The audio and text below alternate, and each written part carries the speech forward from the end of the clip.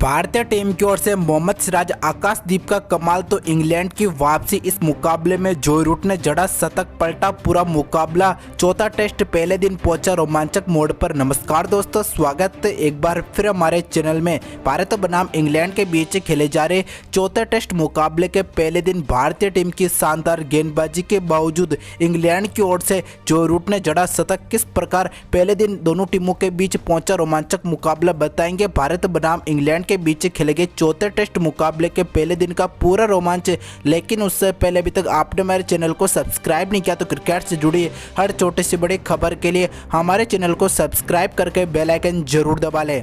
तो दोस्तों, इस मुकाबले में टीम इंडिया के कप्तान रोहित शर्मा ने सिक्का उछाला, गिरा। इंग्लैंड कप्तान बेन स्टोक्स के पक्ष में टॉस जीतकर इंग्लैंड की टीम ने बल्लेबाजी का फैसला चुना तो टीम इंडिया को गेंदबाजी करने के लिए आमंत्रित किया। आज के इस मुकाबले में टीम इंडिया एक वहीं पर इंग्लैंड की टीम दो बड़े बदलाव के साथ मैदान उतरी। इस मुकाबले में इंग्लैंड की ओर से बेन डकेट, जैक करोली ने इंग्लैंड की सलामी पारी की शुरुआत की। जब पहले दो ओवर में भारतीय टीम की लाजवाब गेंदबाजी इंग्लैंड के बल्लेबाजों पर पूरी तरह हावी देखने को मिली।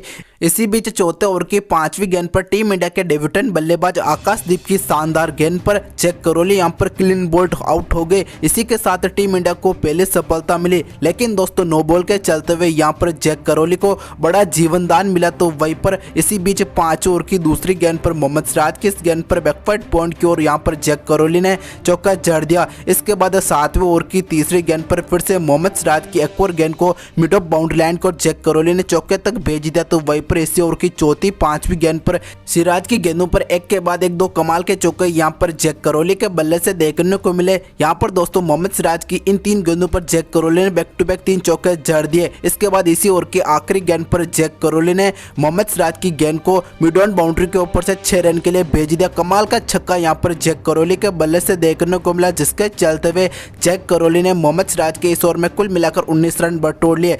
इसके बाद दोस्तों, 90वें ओवर की आखिरी गेंद पर रविंद्र जडेजा की एक और गेंद पर यहां पर बेन डकेट के बल्ले से एक्स्ट्रा कवर बाउंड्री लाइन की ओर चौका देखने को मिला। लेकिन यहां पर 10वें ओवर की दूसरी गेंद पर फिर से आकाशदीप ने बेन डकेट को यहां पर ध्रुव जुरैल के हाथों कैच आउट करा दिया। टीम इंडिया को पहली सफलता मिली। इस मुकाबले में डेब्यूटेंट बल्लेबाज ने बेन डकेट को पवेलियन की राह दिखा दी। इस मुकाबले में बेन डकेट ने 21 गेंदों का सामना करते हुए 11 रन की पारी खेली।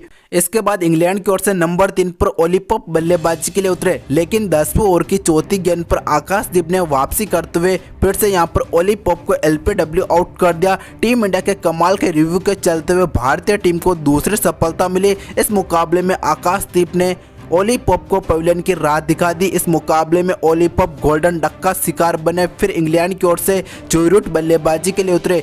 इसी बीच 12वें ओवर की पहली गेंद पर आकाशदीप की एक और गेंद को यहां पर जैक करोली ने मिड विकेट बाउंड्री लाइन की ओर चौके तक भेज दिया। लेकिन वापसी करते हुए आकाशदीप ने जैक करोली को 12वें ओवर की 5वीं गेंद पर क्लीन बोल्ड आउट कर दिया। कट टू पेस्ट उसी अंदाज में आकाशदीप ने इस बार जैक करोली को पवेलियन की राह दिखा दी। इस मुकाबले में डेब्यूटेंट बल्लेबाज आकाशदीप को तीसरे सफलता करोली के रूप में मिली। करोली ने 42 गेंदों का सामना करते हुए 42 रन की पारी खेली। तो इसके बाद 18वें ओवर की 5वीं छठी गेंद पर मोहम्मद सिराज की 2 गेंदों को यहां पर जॉनी बेस्टो ने एक के बाद एक चौके तक भेज दिया। इस ओवर में भी कुल मिलाकर इंग्लैंड की टीम ने 12 रन बटोरे। इसके बाद दोस्तों, 19वें ओवर की चौथी गेंद पर रविंद्र जडेजा की इस गेंद पर बैकवर्ड पॉइंट की ओर जोई रूट के बल्ले से शानदार चौका देखने को मिला। तो वहीं पर 20वें ओवर की चौथी गेंद पर रविचंद्र अश्विन की एक और गेंद को जॉनी बेस्टो ने मिड विकेट बाउंड्री के ऊपर से 6 रन के लिए भेज दिया।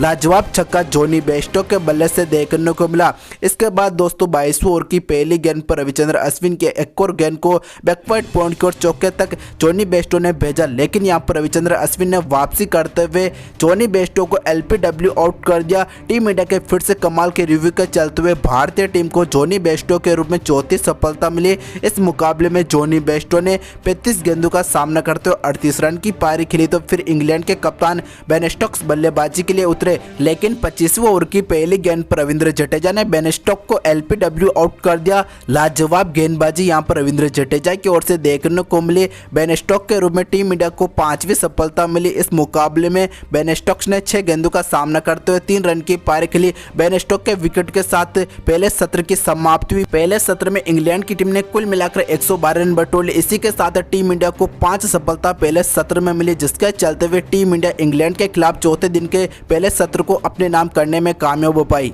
इसके बाद दूसरे सत्र में इंग्लैंड की ओर से बेन फॉक्स, जोई रूट फिर से बल्लेबाजी के लिए उतरे तो भारतीय टीम की गेंदबाजी दूसरे सत्र के पहले आधे घंटे में काफ़ी बेहतरीन देखने को मिली। तो वहीं पर भारतीय गेंदबाजी के खिलाफ इंग्लैंड की ओर से बेन फॉक्स, जोई रूट भी काफ़ी बेहतरीन परफॉर्मेंस करते नजर आए। इसके बाद 38वें ओवर की 5वीं गेंद पर आकाशदीप की इस गेंद पर जोई रूट ने बैकवर्ड पॉइंट की ओर कमाल का चौका जड़ दिया। तो 43वें ओवर की 4थी गेंद पर आकाशदीप की गेंद पर लेग बाई के तौर पर बेन फॉक्स ने भी चौका बटोर लिया। इसके बाद 44वें ओवर की 5वीं गेंद पर कुलदीप यादव की इस गेंद पर डाउन द ग्राउंड यहां पर बेन फॉक्स के बल्ले से एक और शानदार चौका देखने को मिला। तो 45वें ओवर की पहली गेंद पर आकाशदीप की एक और गेंद को जोई रूट ने बैकवर्ड पॉइंट बाउंड्री लाइन की ओर चौके तक भेज दिया। इसी चौके के साथ जोई रूट, बेन फॉक्स के बीच 53 रन की बेहतरीन पार्टनरशिप भी लग चुकी। इसके बाद 49वें ओवर की 5वीं गेंद पर रविचंद्र अश्विन की गेंद पर रन लेकर इस मुकाबले में जोई रूट ने अपनी हाफ सेंचुरी पूरी की। टीम इंडिया की गेंदबाजी के सामने जोई रूट की तरह खड़े नजर आए। यहां पर बेहतरीन बल्लेबाजी जोई रूट की ओर से भारतीय गेंदबाजों के सामने देखने को मिली। इसके बाद 54वें ओवर की पहली गेंद पर कुलदीप यादव की इस गेंद पर मिड ऑन साथ ही एक्स्ट्रा कोर बाउंड्री लाइन की ओर 2 कमाल के चौके जोई रूट ने जड़ दिए। तो वहीं पर 57वें ओवर की पहली गेंद पर इस बार रविचंद्र अश्विन की एक और गेंद को जोई रूट ने चौके तक भेज दिया। यहाँ पर जोई रूट की शानदार बल्लेबाजी रविचंद्र अश्विन के खिलाफ देखने को मिले। इसके बाद 58वें ओवर की आखिरी गेंद पर रविंद्र जडेजा की एक और गेंद को जोई रूट ने इस बार बैकवर्ड पॉइंट को एक बार फिर से चौके तक भेज दिया, जिसके चलते हुए इंग्लैंड की टीम का स्कोर 61 ओवर के दौरान 5 विकेट के नुकसान पर 198 रन पहुंच चुका। दूसरे सत्र में इंग्लैंड की ओर से 36 ओवर इंग्लैंड की टीम ने खेले 86 रन जोड़े। वहीं पर दोस्तों दूसरे सत्र में भारतीय टीम को कोई भी विकेट नहीं मिला, जिसके चलते हुए इंग्लैंड की टीम दूसरे सत्र को अपने नाम करने में कामयाब हो पाई। इसके बाद तीसरे सत्र में इंग्लैंड की ओर से बेन फॉक्स, जोई रूट फिर से बल्लेबाजी के लिए उतरे तो 67वें ओवर की पहली गेंद पर रविचंद्र अश्विन की इस गेंद पर बेन फॉक्स ने मिड विकेट बाउंड्री लाइन के ऊपर से छक्का जड़ दिया। रविचंद्र अश्विन की इस गेंद पर बेन फॉक्स के बल्ले से बेहतरीन छक्का देखने को मिला। इसी छक्के के साथ बेन फॉक्स, जोई रूट के बीच 102 रन की शतक की पार्टनरशिप भी लग चुकी। इसके बाद इसी ओवर की तीसरी चौथी गेंद पर रविचंद्र अश्विन की एक बार फिर से 2 गेंदों को बेन फॉक्स ने चौके तक भेज दिया। 67वें ओवर में इंग्लैंड की टीम ने कुल मिलाकर 16 रन बटोर लिए। इसके बाद 68वें ओवर की चौथी गेंद पर मोहम्मद सिराज ने रविंद्र जडेजा के हाथों बेन फॉक्स को कैच आउट करा दिया। टीम इंडिया को यहां पर छठी सफलता मिली। इस मुकाबले में बेन फॉक्स ने 126 गेंदों का सामना करते हुए 47 रन की पारी खेली। तो वहीं पर नए बल्लेबाज इंग्लैंड की ओर से टॉम हार्टली बल्लेबाजी के लिए उतरे। 74वें ओवर की 5वीं गेंद पर रविचंद्र अश्विन की एक और गेंद पर टॉम हार्टली ने इस बार लॉन्ग ऑन बाउंड्री के ऊपर से छक्का जड़ दिया। टॉम हार्टली के बल्ले से इस बार बेहतरीन छक्का देखने को मिला रविचंद्र अश्विन की इस गेंद पर। तो वहीं पर 76वें ओवर की दूसरी गेंद पर मोहम्मद सिराज की इस गेंद पर टॉम हार्टली ने इस बार थर्ड मैन बाउंड्री लाइन की ओर चौका जड़ दिया, लेकिन यहां पर मोहम्मद सिराज ने वापसी करते हुए टॉम हार्टली को क्लीन बोल्ट आउट कर दिया। टीम इंडिया को यहां पर एक और बड़ी सफलता मिली। इस मुकाबले में टॉम हार्टली ने 26 गेंदों का सामना करते हुए 13 रन की पारी खेली। मोहम्मद सिराज ने टीम इंडिया को एक और बेहतरीन सफलता दिलाई। इसके बाद इंग्लैंड की ओर से ओली रॉबिन्सन बल्लेबाजी के लिए उतरे, जहां 77वें ओवर की चौथी गेंद पर रविंद्र जडेजा की फुलटॉस गेंद को ओली रॉबिन्सन ने मिड विकेट बाउंड्री लाइन की ओर चौके तक भेज दिया। यहां पर इंग्लैंड की टीम का स्कोर 250 रन पहुंच चुका। इसके बाद दोस्तों 82 ओवर की दूसरी गेंद पर आकाशदीप की इस गेंद पर फाइन लेग बाउंड्री लाइन की ओर जोई रूट ने चौका बटोर लिया। तो वहीं पर 83 ओवर की तीसरी गेंद पर फिर से ओली रॉबिन्सन के बल्ले से रविंद्र जडेजा की एक और गेंद पर चौका देखने को मिला।